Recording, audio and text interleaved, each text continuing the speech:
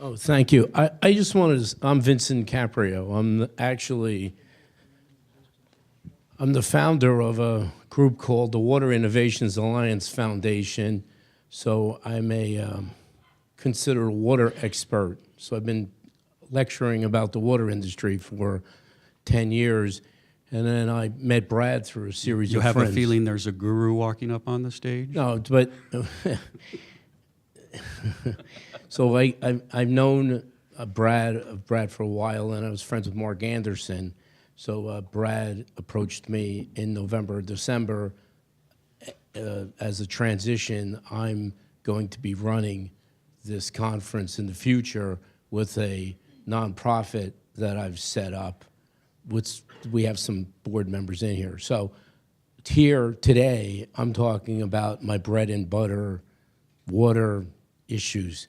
But one thing I wanted to say, and I'm a noted speaker at colleges and universities. The word regulation, we in our country, when you regulate accounting and Wall Street, that's far different regulation than the regulation of water and air and science and engineering. So what happens is people start to talk about, whether we need more regulation or less regulation.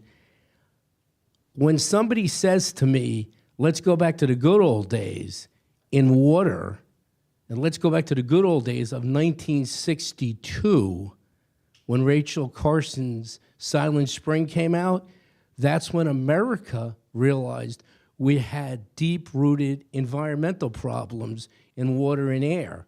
So all the regulations from the EPA that we've had since 1970 have helped all of us. We wouldn't even be using the word sustainability if it wasn't for the EPA, okay? So, what is the history of that? And I try to explain this to college students. So when you start saying that regulation stifled technology in the water industry, that is not true in any way, shape, or form. There is no emerging technology company in the water industry or in the air industry that ever went out of business because of the regulations imposed by the EPA. That is absolutely not true. Now, by the way, I'm not some left-wing, Bernie Sanders supporter. I'm actually a registered Republican, okay? So let's not, so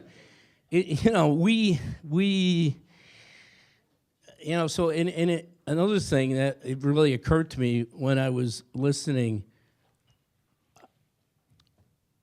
our biggest problem, I'm 60 and I hate to admit it, when I got out of Villanova, there was an appreciation for engineering and science. You're living in an environment now. Our budget in this country is $4.1 trillion. We're spending $140 billion for research and development, $70 billion to the schools, and $70 billion to the agencies. There are members of Congress and there's senators that believe we should eliminate the $70 billion in research and development that goes to like MIT for $600 million and Johns Hopkins for $600 million and Stanford. So we have elected leaders that are in fact anti-science and don't believe in science and engineering.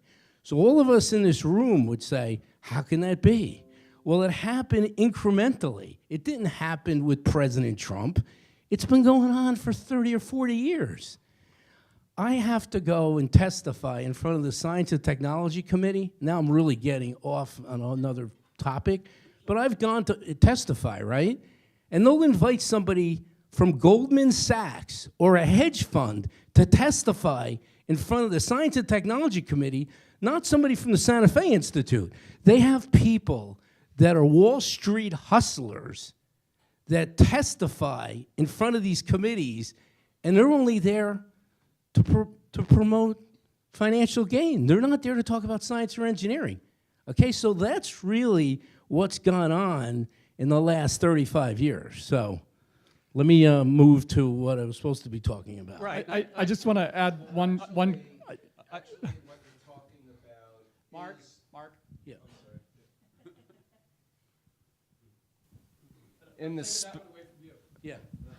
in I'm sorry. In the spirit of this whole discussion about complexity and Chris Wood's presentation, I don't think you're off the mark. This is a consequence of a complex system that this has been evolving over time, that the circumstances have led us to this. So I don't think you are off track here. I think the economic issues are related to the water issues. And by the way, that's just the implication you made right now. Why are those Wall Street people involved? There are economic issues, there are political issues, there are cultural issues, and they're all interconnected. I just want to make a couple of observations to kind of take the discussion out of the political for a moment. Not that I'm shy about having the political discussion. Deke knows that. But I heard two words in the discussion after Chris's talk: organic systems and outside. Yeah. And those are boundaries that someone is choosing to define. So when is the regulator or the regulation outside the system? That's someone is making a judgment call there. Is the regulator and the regulation part of the system? And what does it mean for a system to be organic? And is it inorganic or non-organic for the regulation or regulator to be part of the system? Nathaniel? Wow. Scott's comment. Where did Scott go? Okay, Scott's comments. Introduce yourself. Nathaniel Miller. I worked for a small firm you might have heard of, NASA Langley Research Center, and I've been working to understand the decision-making processes that drive funding to define NASA missions. The routing from Scott's question and followed up by Jack's technical comment about set points and the reflow of decisions leads me to a set of four points. One is that leaving from the point, show me the rules, I'll work around it. The next is that regulation causes a systemic response. And then the next point is we put this is an assertion, that we put high priority on a certain set of frontal cortexes to navigate that system. And we organize our globe by firms, corporations, governments, and whatever that, but one way or the other, someone's got to be in charge, and we have very high functioning systems to figure out who those people ought to be. And then the last question for this group is, what tools can we provide them to alter their understanding of the incredibly complex systems they're dealing with? And it routes right back to what Vince drove to. These become incredibly complex, politically driven, and everybody gets in angst. But the real issue is, can we understand the complexity, or can they? Lou, So- and then we're moving on to the next topic. Okay. Louis Hecht, I've been in this business of water for 40 years. University of Michigan School of Natural Resources, University of Maryland Economics. This goes back to 1937. Says it's on. This goes back to 1937, when Congress decided that benefits and costs had to be regulated, had to be deferred, had to be decided. And that's where you get this wonderful issue of where you get this wonderful issue of where these various cortexes and regulations and your assertions hit big time. And it's where economics and environmentalism meet. It's at the benefit cost equilibria state, where we were taught was equilibria. It wasn't complex economics. It was equilibria. And how are you to play game theory with equilibria in environmental decision making? It didn't work. I'll let you go back. Yeah, we're going to ask the water team to come on down here, which is going to be hang on for Rajesh a second. and Scott and Vincent and Jack. And this will be a little bit chaotic. As we said, they each are limited to 3 slides. So we're going to let them speak to that. We're not going to have any problem having a conversation here. My challenge is going to... And that's okay. You know, we can let this be a little crazy. And our- While they're setting up, the one thought I have is language makes such a difference, and that word regulation is so loaded in terms of the cultural meanings. I remember last year it was David Brin who was speaking about the rules and how important it is to have rules in order to have games. You know, we have rules for how to play football. We have rules for how to engage in an argument in a court of law. And we have rules for paying taxes. So language is critical. And be careful of those words that just, boom, pop us into these cultural frames and assumptions that just come along loaded with them. I think regulations is one of them. Gentlemen. I compiled this at 4 o'clock this morning. That's part of the rules. So here we go. Ken, you're up. I'm up. The point of this slide is really simple. The point of this slide is really simple. And this, you know, we all got to contribute 1 slide to any topic. This is my 1 slide on water. And this is just to make it physical. If you took all of the water on Earth and you wrapped it up into that little sphere and dried up all the oceans and the glaciers and the continents, that's how much water we're talking about on Earth.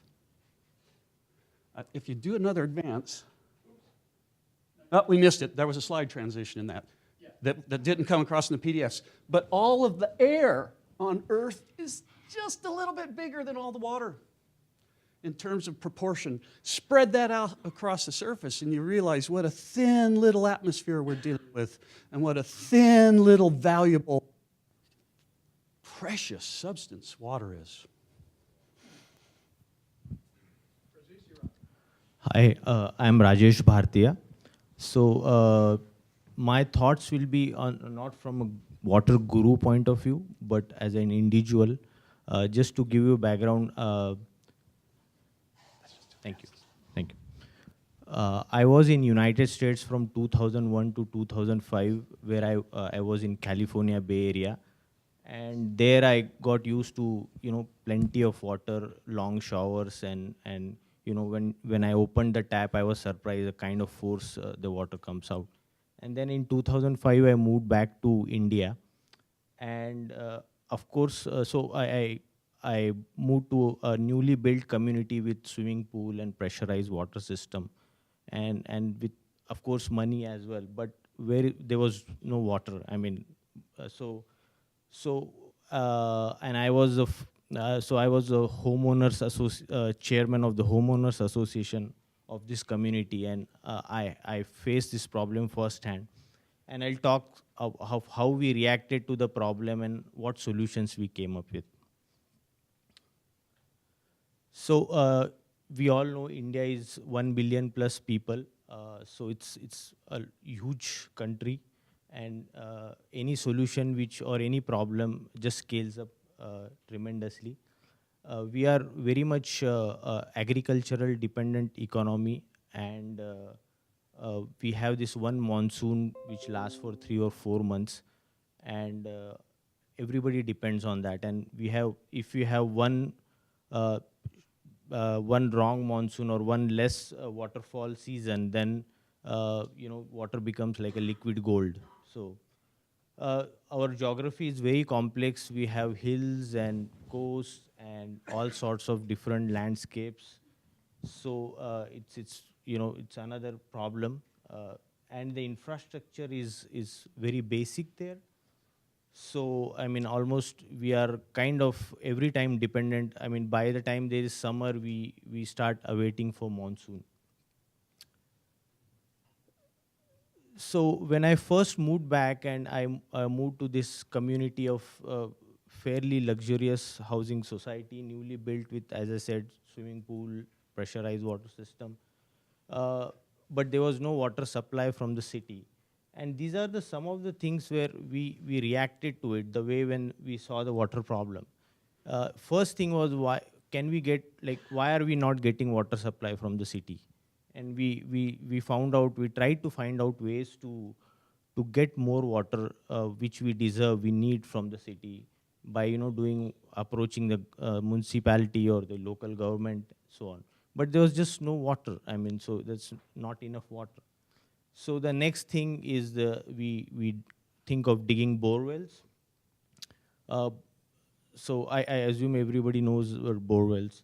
So the problem with bore wells are, there's no guarantee that when you dig a bore well there will be water, and they run dry because everybody is doing that. And also our complex is built with an underground parking. So the machines could not go because there was no clearance for the machines to go down and dig the bore well. Then the next alternative was water tankers. They are very costly, 10 times more costly than the water which we can get. And they are recurring, there's no end to it, so it's not a permanent solution. Then we said, okay, let's ration the water. There will be water supply from this time to this time and this time to that time. And that didn't work because people started building mini storages in their units, and or worse, they would store in buckets and throw them away. And also what used to happen was, when you cut the water, people opened the taps and then they didn't see water, and then they forgot to shut it off. And then when the water came back, it just flew through. And then the last thing was, like, we think of building infrastructure, but the problem is that as soon as you build the infrastructure in India especially, it fuels the actually growth, and it fuels the consumption, that you have more people coming in that area, and then suddenly again you are back to square one. So these were the initial reactions and solutions that actually didn't work. And it was not like it took us a year to go through these solutions actually, and to realize that none of these were working. So finally, we asked this question to ourselves: how much water we need really? I mean, as an individual or as a family, how much water is right amount of water for you? We did some research and we found out the data, but we didn't know how much we were using. We knew that how much, let's say, somebody should use, or we knew that data on the internet, but what about ourselves? So first time we thought that, okay, let's measure the water which we are using, and that itself was very difficult for people to accept. And then it was also initially costly because we had to separate the pipelines. It was not designed. We had many units sharing the common pipeline. So we split up the pipelines, we installed the water meters. And then people, as soon as we installed the water meters, people started becoming aware of their water consumption. Like for first time I measured that when I take a shower, I consume 16 liters of water in 1 minute. So normally I take quick shower is 10 minutes, so that's 160 liters. But if I use a bucket, that's just 25 liters, and that's a fair enough quick bath for me. So that's one. There are many such things I started noticing. I use an RO filter we have an RO filter in our house. And I first time realized that it throws away 3 times more water to generate, like 10 liters, it needs 40 liters of water. And that water is very good for watering plants. And it took me a very basic sort of pipeline and some simple mechanism to reuse that water and put it in the backyard or something like that. So on and so forth, we started understanding that where we are using water. And then so this is, just measuring is not enough, because that creates an awareness, but then we have to move beyond and start attaching the cost. I mean, earlier I think the people how do we habituate people in using right amount of water? So we attach cost to it, and significant amount of cost. And kind of right now our society is completely independent of outside water for many years now. So this is my experience on water management in India. If you have any questions, please.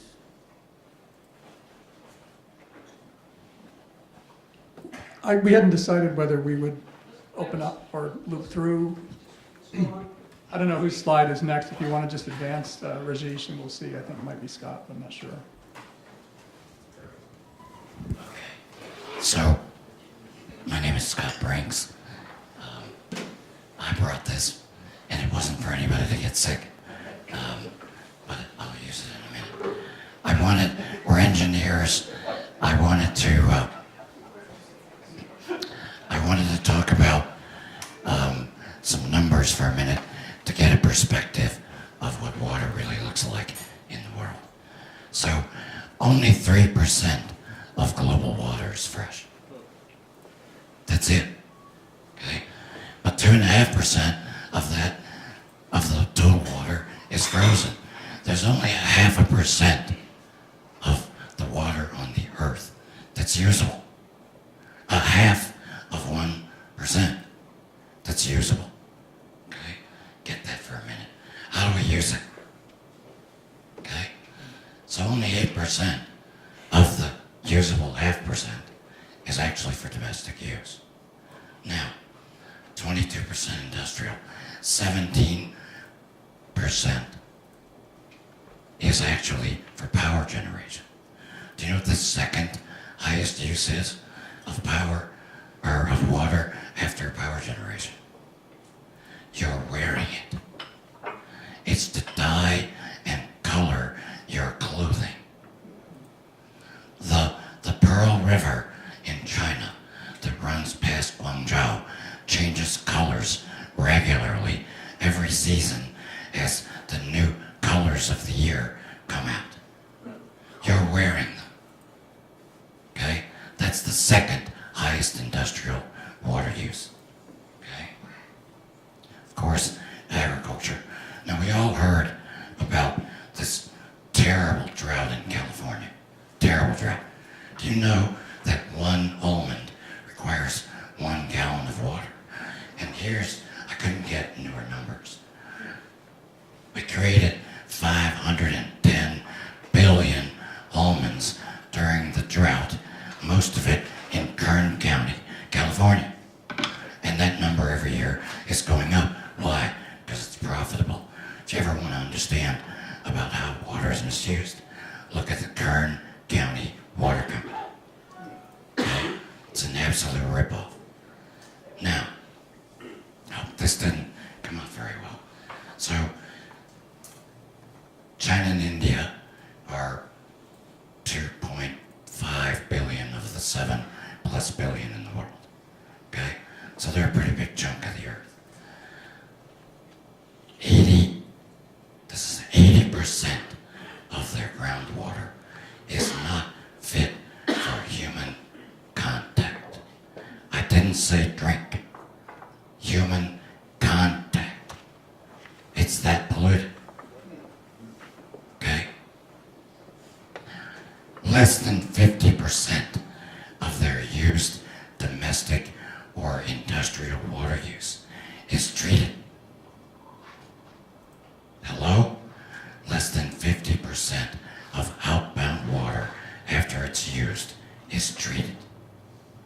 So we got raw sewage, domestic and industrial, in China and India that's going right back into the water system.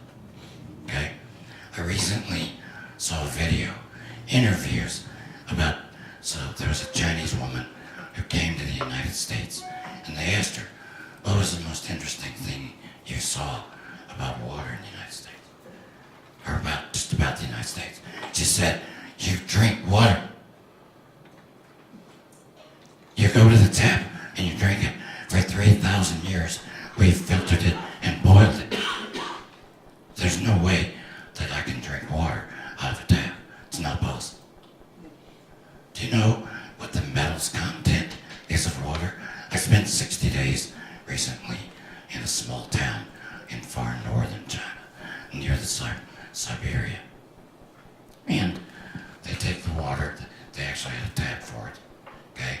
They run it through a Brita filter, they put it in a 5-gallon glass jug that has rocks in it for it to filter. then they boil it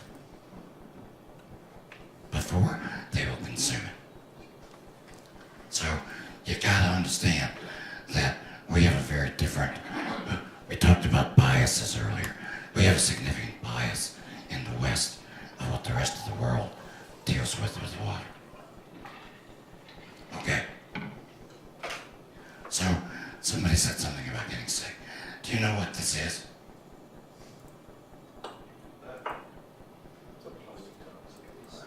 Okay, it's plastic tub, right? Okay, let me tell you what somewhere between 2 and 4 billion people on this earth think it is. It's a bathroom sink, it's a kitchen sink, it's a shower and a bathtub.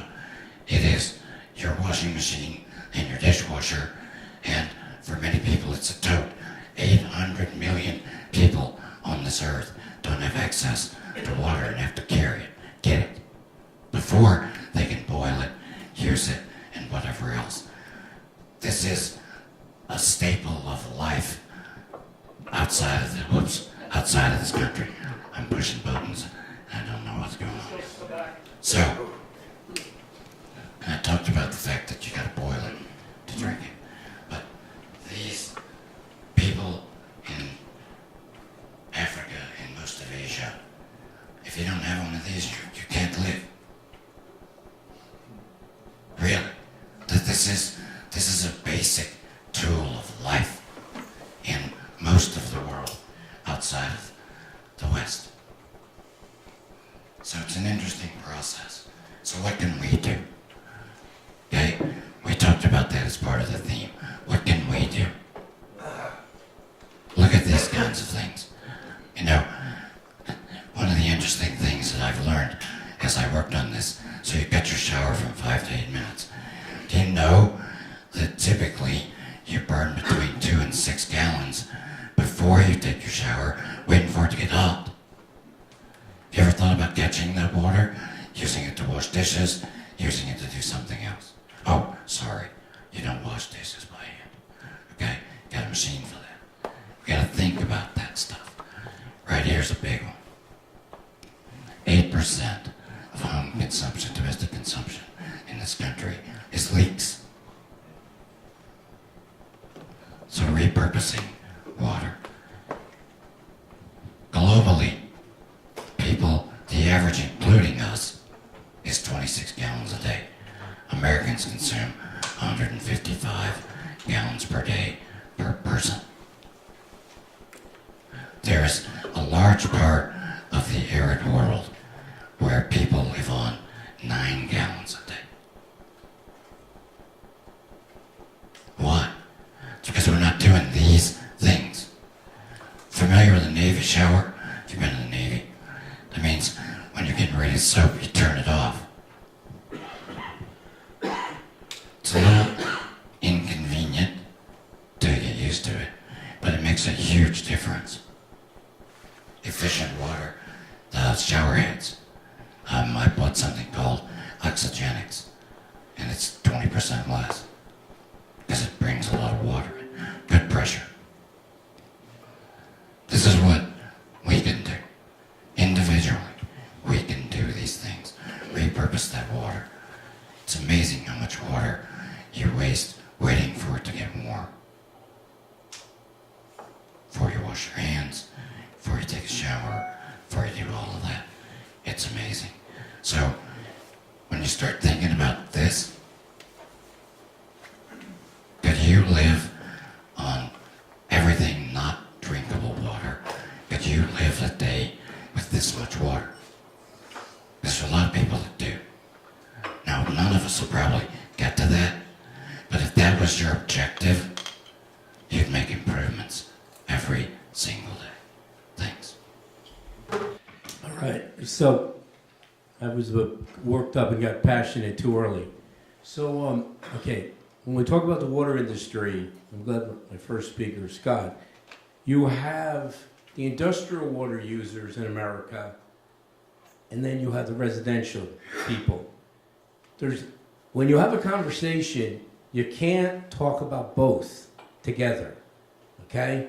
Industrial water users in this country, the Intels, Ford has reduced their water footprint by 100% in the last 8 years. Miller Coors, 100%. Intel, because of everybody in here knows how water intensive it is to make a semiconductor, they are the platinum standard for water recycling, as is IBM. So many of our technology companies that are industrial water users have led the way in recycling. Okay, so industrial water users in this country are absolutely phenomenal. And they have no issue with the EPA. They're happy the EPA did what we did, because when I was a boy, you couldn't swim in the Charles, you couldn't swim in the Hudson. All the regulations from the EPA created what's going on with industrial water users. Shift gears. It's a $620 billion industry worldwide. Many people believe there's a lack of innovation. In the United States, we have 5,000 water utilities. 5,000 water utilities. It's a completely fragmented, parochial system. We do not have a water grid. In electrical, we have a grid. In water, we do not have a grid. So scientists and engineers for the last 30 or 40 years have been advocating, all the brilliant men from Santa Fe and all the think tanks have been advocating that we have a water grid. We have no water grid. So the people that run the water authority in Massachusetts don't communicate with the people in the water authority in Colorado, and they don't communicate with the people in Florida, and nobody cares about the drought in California. So you'll have, and this really occurred to me. So if you are a startup, game-changing technology in the water industry, and you're coming out of the Silicon Valley, you're coming out of Boston, you're coming out of Research Triangle Park, a lot of times they don't understand that they can't take this to the water industry. It's not like a cybersecurity software product where you go to the 5 largest banks and hire salesmen from Oracle and that can get into the banks. The barrier to entry to get into these water utilities is enormous. Here, other than the waterman in the back and Scott, here's an example. It's a $620 billion industry.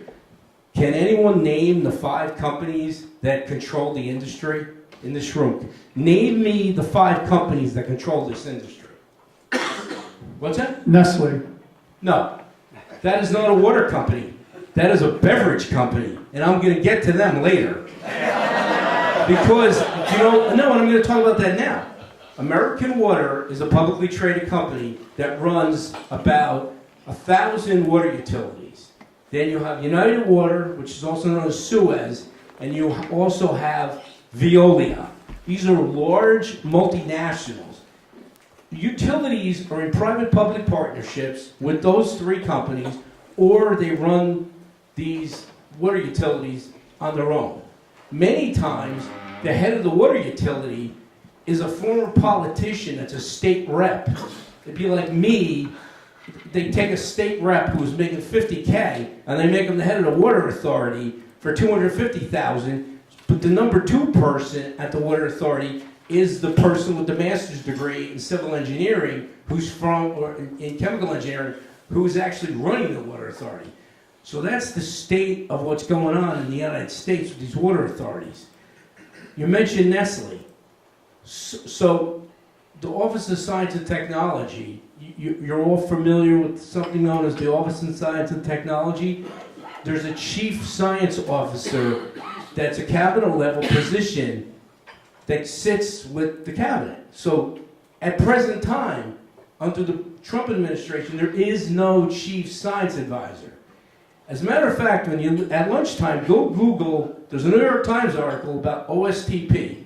Go Google an article that was in the New York Times last Thursday. It said, 24 people leave OSTP. There's only 1 person left at the Office of Science and Technology. 1. 24 of the people are gone. So I know the one person that's there, okay? His name is Dr. Lloyd Whitman. He's an advocate for a water grid. So this is incrementally been happening over dating back to like the Reagan administration. So I'm not trying to get into left or right. I'm just trying to give you the reality of the situation. So why are emerging technologies not being implemented in the industrial water? In the industrial water users do implement technologies. At the utilities, there's totally slow to implement. There's plenty of emerging technologies, but it all comes back once again to the decision making. Now, I got a chance to go to China because of this. I met with some of the people. They'll have one water utility for 30 million people. I live in Connecticut. We have 30 water utilities for 3.5 million people. You get the point here? So in China, it's a communist country. I got that, I know.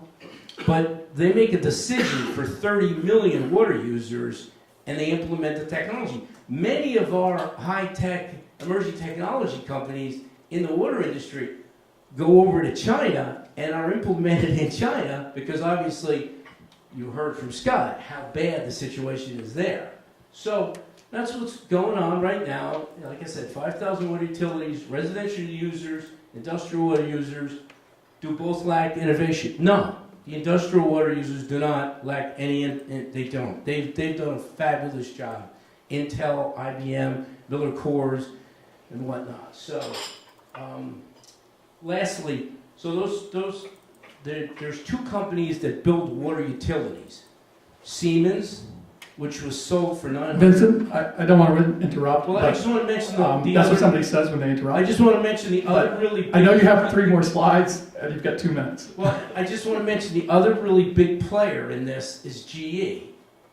So you have GE, who builds water treatment plants, and Siemens, which was bought out by a private equity firm.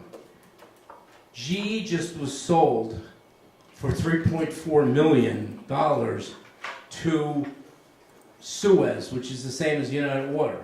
So GE Water is retreating from the business, and they've turned that over to Suez. The reason, those 5 companies I mentioned are really, that's it. They're the players in this. So where's my... It's right in front of the tablet. So I'm sorry if I... is it the... all right, so here we go. This, in every city, he was mentioning leakage. In every urban area, New York, Chicago, Boston, leakage, 50%. I didn't say 15%, I said 50. The American Society of Civil Engineering for the last 20 years has said we're at a D or a D minus. Every brilliant chemist, chemical engineer, all the think tanks will tell you right now in the United States we need to spend $400 billion to repair all the broken pipes. This is common in metropolitan areas. We don't know how many broken pipes we have a day. We don't know how many billions of gallons of water we lose every day. That's what's going on. And the water industry's slowed. There's been virtually no digitalization. Why is it that I can check Bank of America and know my balance? Why I know how much money I have in my Fidelity account? How come, as a residential water user, there's no app for me to check how much water I've used? Why is that? How come I can talk to the most brilliant people and nobody can figure out how much their water bill is and how it's calculated? And that's because the water industry, and I'm part of it, is a very mature industry. It's like the water industrial military complex. They haven't had to answer these questions. And that it just, continues on. And this is the state of the union of the situation. So, look, I'll never forget the first time I bought one of these. The reason why I put this up on my presentation, think about what's happened with what we have, and I have that iPhone, and what's happened in the 40 years since I got one of these. Not really much in the water industry. There's some sensor technology, but basically, We're still in the situation of they go with a backhoe and rip up pipes and put the new pipes in. It's really lagging behind what's happened. And there's been virtually no digitalization. So, all right, here we go. I only got 1 minute. Here's the challenge. All the municipalities, now you understand, the money comes from the rate holders. They're all challenged. We need $400 billion in capital commitment over a 10-year period. The infrastructure was built during the Roosevelt administration. 80% of the infrastructure was built during the 1930s. Okay? That's a fact. We haven't done anything about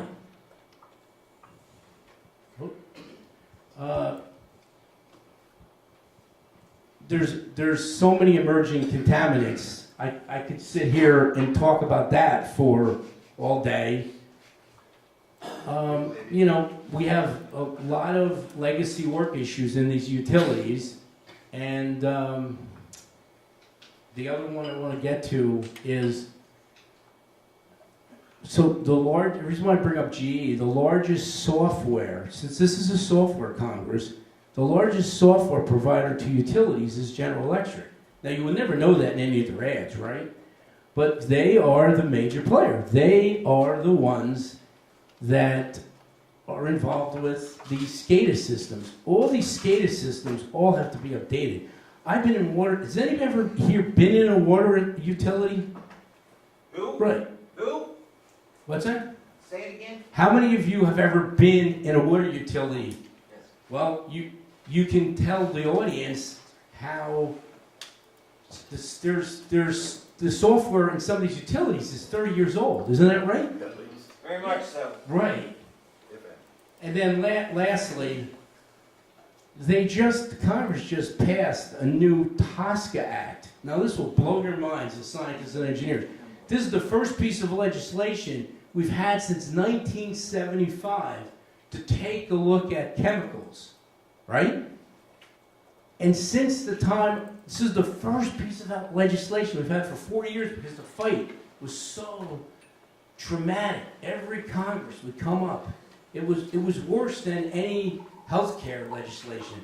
So they finally decided to come up with a new toxic substance control. And why was that? Because 9,000 chemicals have been invented since 1975. So, lastly, you know, customers really, like Scott was saying, they have to really embrace and kind of ask these utilities to be able to explain how much water we're using. I mean, my dream would be for us to know how much you use so that you know if you're conserving. So, thanks again. I appreciate it, and I'm pretty passionate about things, so thanks.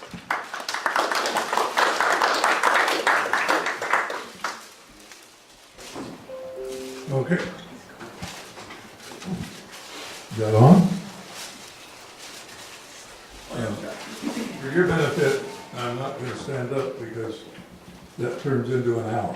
So, sit down and say it. I took the direction pretty literally. What would I do? Thank you for that. Pardon? Thank you for that. I will enhance sustainability of water as a consumer, a converter, conserver, and supplier of quantity and quality. And the notion was, what should I do personally, professionally, and in community? And I arbitrarily selected 3 dates that I could measure myself by. Not on this chart is a fundamental question, I think. If we're so short of water, why don't we make more? How many of you are working on making water? Filtration. Of that $600 million that EPA sprays on MIT, how much of that goes for making water? No. Okay? So there's some really fundamental opportunities that we're not addressing. And I'm, at this point, not prepared to figure out how to make water, so I've got some lesser goals here. Personal level, by tomorrow, I'm gonna start modeling my usage awareness and the return on asset that I get from that water that I use. It's not gonna be easy because it's not very easy to meter every gallon of water I use and for what, but it can be done, right? As professional and community, I don't have anything tomorrow. By the end of the year, on a personal level, I'm going to reduce the irrigation waste in Kansas. A number of years ago, regulators said, stop planting so much wheat because it ruins the market for Argentina. So we're going to pay you to not grow wheat on your land. My extended family farms about 5,000 acres. And so the government pays us every year a ridiculous amount of money to not plant anything on 3,000 acres. But we're not dumb. We took that money and bought irrigation equipment and used it on the other 2,000 acres. And went from 22 bushels an acre to 45 bushels an acre, which didn't do Argentina any good, I'll tell you. And then we began to discover that the water table in Kansas was dropping. So I conducted a big harangue on the extended family for 2 or 3 years, and we converted the irrigation, the big walking irrigation things, to the heads on those that would handle more than water. In fact, it would handle liquefied animal waste. So now we spray pig poop on the wheat field every week. And this summer we harvested 100 bushels per acre, using 1/3 of the water that we used 5 years ago. Right? And that's just one little thing in the middle of Kansas. I've got a campaign going on to get more Kansas farmers aware and signed up to this. Secondly, seawater farming. Yeah, only 5% fresh water, but we don't have to have fresh water to grow food. A professor down at the University of Arizona 5 or 6 years ago built this prototype assembly. We bring in seawater, we raise 20 different kinds of fish, okay, which provides food for a whole bunch of people, and the fish poo, and we take the fish poo and move it over here, and there's 10 different kinds of plants that thrive in seawater that, from which we can generate a perfectly good food for human beings. And then the seawater goes back out to the sea. And it's continually flowing, so there's no parasites and all that sort of thing.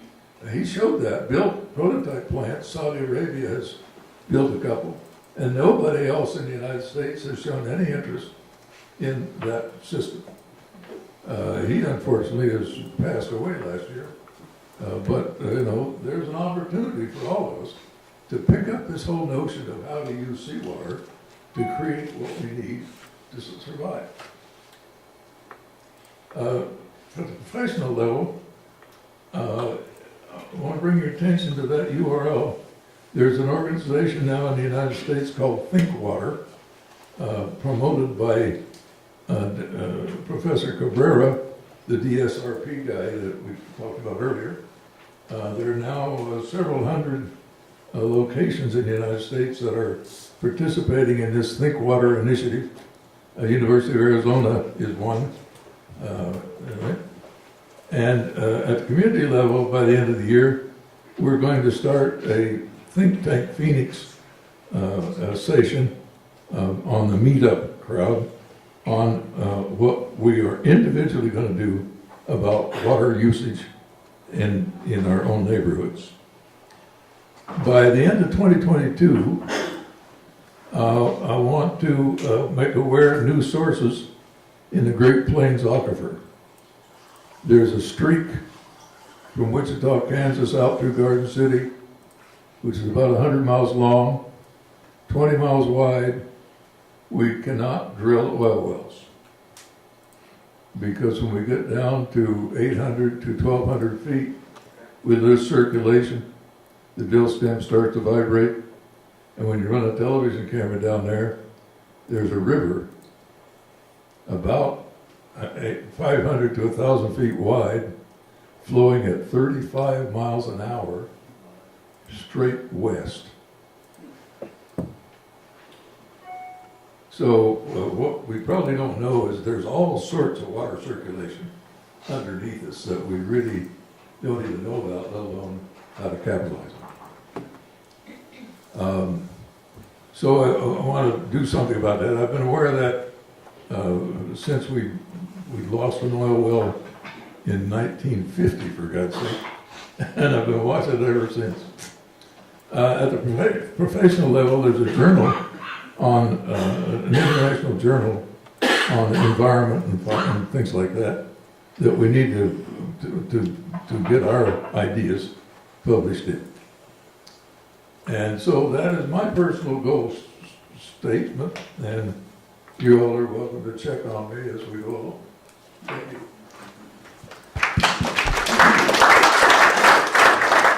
Well, the one theme that clearly is coming on strong is the notion of system. Beginning to perceive water in the larger context of the systems that we're all embedded in. That's an amazing story about this river of water underground. And yet, right off the bat, there was the question, how do we capitalize on it before we even understand what it is as a system? And what is it as a system? And what does it mean to Earth? Because the one thing we're really learning is, we're sitting on a set of tectonic plates that are moving. We're in an incredibly dynamic planet. And the generation of heat energy that's taking place at the core of our Earth is a part of why we're alive. So I'm not going to keep rambling on. I want somebody else to ramble on instead of me. Who had a thought about water that just...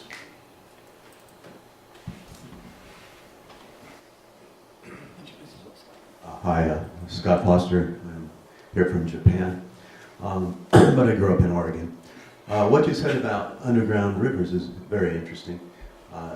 We have an issue here with silos, the energy or the oil, particularly the fracking silo and the water and water development silo. There is, of course, a lot of news about how fracking ends up polluting wells, but wells are very shallow. Wells are very shallow. And how about if you're drilling tens of thousands or hundreds of thousands of fracking wells all over any place where there might be some oil or gas, what is the risk of seriously polluting the underground rivers you're talking about?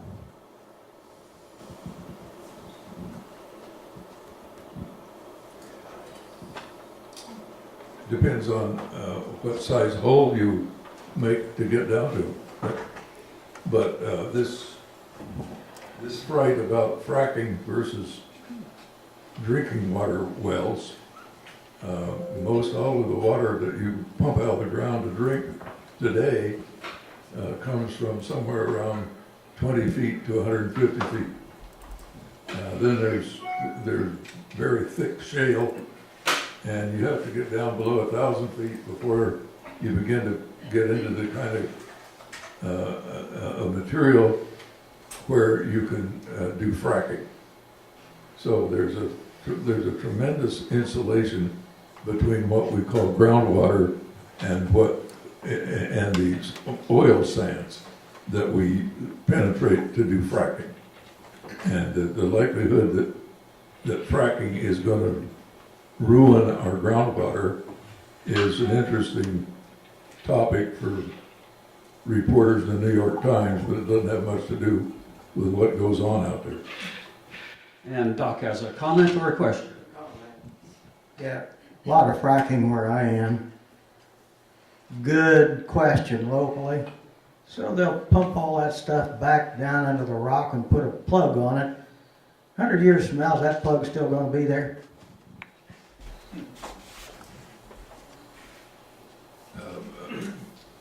Probably not. But 100 years from now, that shale formation isn't going to be there either. The Earth is a very plastic body. So you can You know, we can worry about 100 years now. If you want to, we can conjecture about it. Whether or not the California's going to fall off in the ocean and stuff like that. But we got to pay attention to what's going on today. Okay, another question and comment from back here in the back? I was just going to ask about the strong connection in discussions of this complex problem of water to the problems of energy. There's a strong water-energy nexus that hasn't been discussed too much yet. Does anybody, for example, want to hazard a guess or know, of all the electricity used in the state of California, what percentage of that is used for water-related uses? Cleaning it and transporting it? I guess 60%? Close. Nearly It's 20%. It's nearly 20. It's nearly 20%. Yeah, it's 20, yeah. Doc said 19, yeah.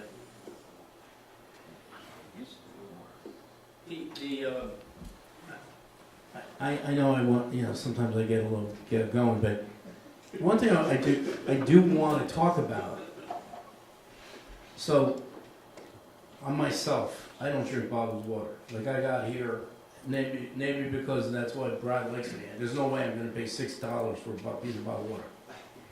Somewhere in the last 30 years, the beverage companies became considered water companies. They're not water companies, they're beverage companies.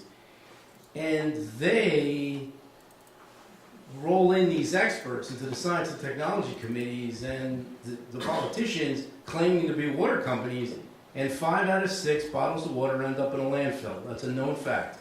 And everybody knows where it is in the Atlantic Ocean, the plastic thing. So, you know, I don't drink bottled water. Now, in 1990, bottled water virtually had no, it was infant. 2 years ago, bottled water passed soda, okay? So when you talk about Aquafina and Dasani, that's filtered water. That's dirty black water from the beverage companies. That has, every tap is better in this country than any of that filtered water. So they convinced these baby boomers that are my age that the water was contaminated in the United States, the tap water, and it never was contaminated, right? And they convinced the baby boomers that you got to drink bottled water because it's healthy, and then they started buying the cases of water at the Costco's and wherever, Walmart's, and giving it to their millennial kids. But it's just it was a marketing campaign that was successful, and they're not part of the water industry. They shouldn't be at the conversation at the table because they have their own agenda, don't they? To sell more bottled water. Right, Scott? My question actually goes exactly, I'm Diana King, to that point. For consumers, I don't think we really know what is usable and what is clean water. So it's a very vague idea in that if my water comes in a bottle, it must be clean. But we don't have a global sense of what is usable. So how do you educate a market and teach even children, saying this is what is usable, this is what is clean, so that we get away from this idea of because it's marketable and because I pay for it and it comes off of a shelf, it's clean water. One last comment, question over here, and then we're going to transition into technology. Oh, two then. I'm coming for you.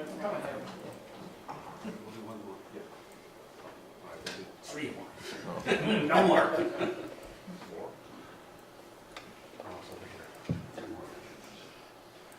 Thank you, I walked over. Okay. This has been a fascinating presentation, but it's focused on North America. The Well, I problem, believe there's a gentleman who spoke about India. huh?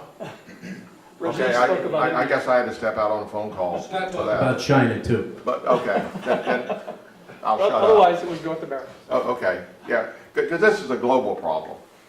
And I guess you discussed that, and I'm sorry I missed it. So sorry to interrupt.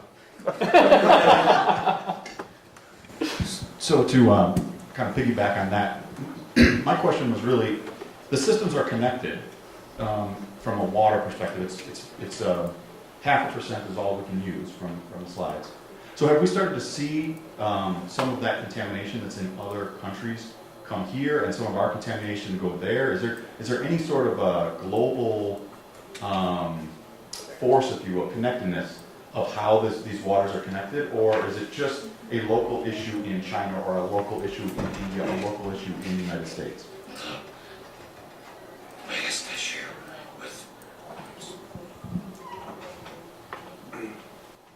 The biggest issue with fresh water is the transportation of it, its movement.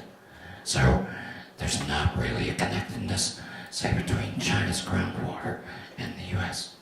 Now, I will tell you that radiation from Fukushima has touched the West Coast. So there is some connectedness, but fresh water is not nearly as much. It's almost a zero-sum game because it goes back into the environment and it rains again, etc., etc. But the problem is location. 8 countries in the world, 8, count them, have 60% of the fresh water available to them. 8. What is there, 200 countries? Give or take a few. Okay? The problem is the distribution. For most of the world, as was said earlier in India, if they don't have a monsoon, they have a really bad problem. Or they don't have enough for the monsoon. So, more than all, it's a distribution issue. But as Jack mentioned, one of the greatest source of water that's available to us, and we're technology people in this room, is the sea. It's just ridiculous that we're not desalinating everywhere. It's ridiculous that as engineers that we haven't made. We talked about the reduction in cost in photovoltaics. Okay? To use the sun. The sea is the biggest resource we have outside of the sun. And as engineers, we've not brought the cost per gallon of desalination to where it should be. Because then the distribution problem of water for the third world would go away by about 80%. And that's not, we didn't even bring that up here today. And it's not part of this. There's plenty. Look at the fact, 8% of 0.5% is used for domestic usage, for drinking and cleaning. And we have problems with it. But we have 97% of the Earth's water that's available to most everyone if we take our time, do the research, do the engineering, and desalinate. Right, and a desalinization plant costs about $2 billion, and GE has built a number of them for the Saudis. And people say, why don't we have a desalinization plant in California? Because they cost $2 billion. Right, they just build them, right. So we could build them. It's all about, when they tell you it's not about the money, in water, it is about the money. But I think to Scott's point is, the engineering, the innovation has to come in reducing that cost. Here's the designers of the tools. And we have another comment here. Well, I said earlier that I really appreciate that we take a systemic point of view here to look at the problems. But when we look at water and the way we did it here, we forget that water is central for the life support system of the planet. And it's really, we can of course say we have the right to take the rights away from all the non-human animals. We don't have to think about them, we just think about the water, food and energy nexus in the way that we need it. We don't consider what the other non-human animals need. And that's the reason why, in the last assessment I saw, we have lost more than 80% of the species, the freshwater species. We don't care about that. Maybe it isn't important for us. Maybe we can still make millions and billions. But I think we are really, if we want to take seriously that we need to take a systemic point of view, we have to consider water and its role in the Earth's life support system, and then see what is the share that we can take without getting problems with the rights of other non-human animals. I think that's really, I want to be a little bit provocative here and say, well, they have rights too. It's not just us. It's a good point. And to Scott's point, well, our greatest resource is the oceans. This logistics genius here should also point out that the transport mechanism is what really makes a difference. It's an emergent phenomenon called rain. And as you go around the world, a lot of different cultures have invented wonderful ways to trap rainwater. Right? And yet in Bangladesh, which probably has the greatest cubic feet of water per person falling out of the sky in the world, we don't have the ability to capture that and use it. So, I've got just back from the systemic comment and headed right to where you're about to go. At a climate and global flows of energy, and back to tie into the comment about what's the tie between energy and water, is we can see massive shifts in that primary water transport mechanism, rain. And we can see the effects globally of those changes in patterns that are happening now, and the distribution of that primary transportation network with distributions of severe storms, with higher latent energy in the atmosphere, and then this is really adjusting the way that we have to think about that transport mechanism in many of the developing worlds and some of the not so developed. Globally, that energy water system is back to the life support. Yeah, just to add to Jack's point, so finally what made us sustainable as a society where I live was the important point was the rainwater harvesting. And we just invested a little amount of money and collected the rain which falls on our terraces, and just with a very little basic filtration system, we refilled our bore wells or recharged our bore wells. And I have seen this working at many places. We don't need any external water supply after that. So I do want to begin transitioning this towards the next topic. I'm failing you seriously as a host here in terms of keeping you on time. My apologies. But I do want to begin to invite down our next speakers. You're going to be down here. You'll have the mic in someone. Okay, Chris. I think there's a whole movement to make water a human right. And I think it's important because if we don't work on that, then we'll end up paying the air we breathe the same way that we're paying the water we drink. Yeah, let me make one final comment about this. I talked about, it's about wasted time. Okay? The state of California, while it complained about climate change and went through its 5-year drought, did nothing to prepare for its wettest winter, and it can't hold the water it needs that's going to run off of the Sierra Nevada this spring and this summer. It had 5 years of drought to build, reservoir, upgrade, do things it needed to keep water. It did zero but complain. And now it has more water than it's ever had. Its aquifers are full, and it can't keep 25 or 30% of the water that's coming off the Sierras. It's going to let it go. Let's have a big round of applause for this.